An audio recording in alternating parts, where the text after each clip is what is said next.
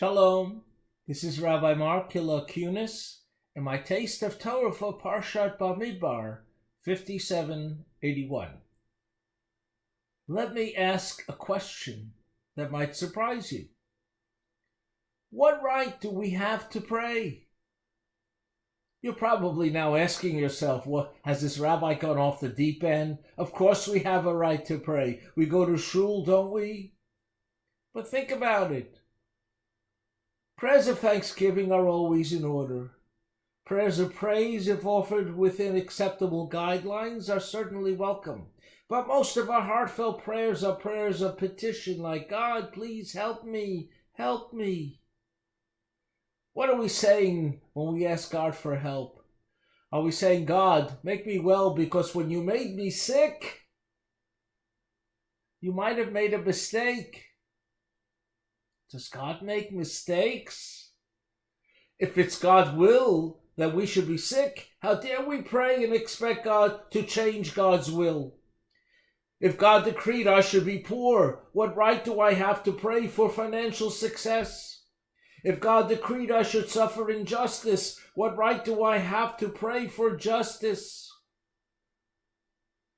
In delineating the descendants of Aaron and Moses in this week's Torah portion, the Torah mentions the death of Aaron's two sons, Nadav and Avihu, and adds, Uvanim lo hayu lahem, and they did not have children.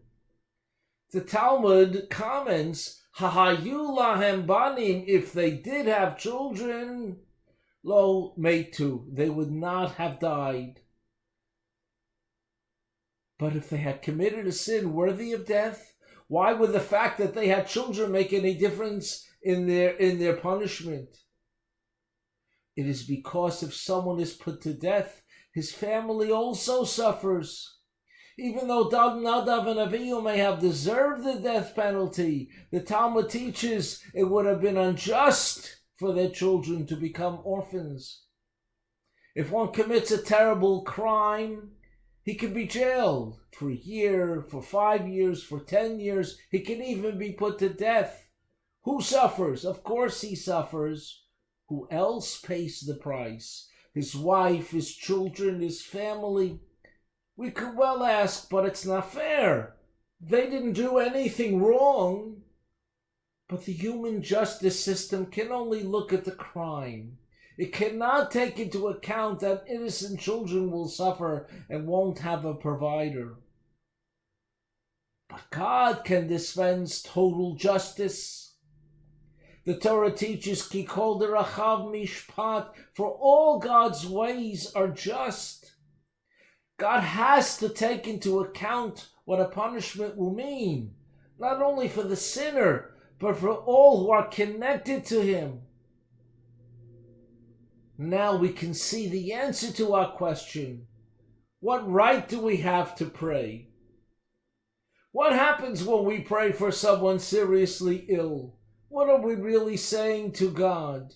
We're saying even if the person may for some reason deserve his present situation, we want you to know, God, it hurts us also.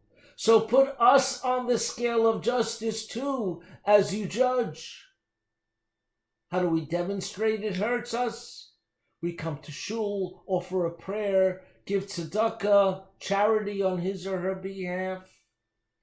And so Rabbi David Feinstein advises us we should try to form as many connections as possible in our lives, for there may come a time when we could be spared from a punishment that had been decreed because others would suffer unfairly. My friends, understand that we absolutely have a right to pray, and not only for ourselves, but for those we love, and even for our community and for the world. Asking God as we do to put us on the scale as he judges, because we care deeply about these things. So go to shul this Shabbos and on Shavuos coming up Sunday night, and pray with a full heart. Have a great Shabbos and a great Yom Tov.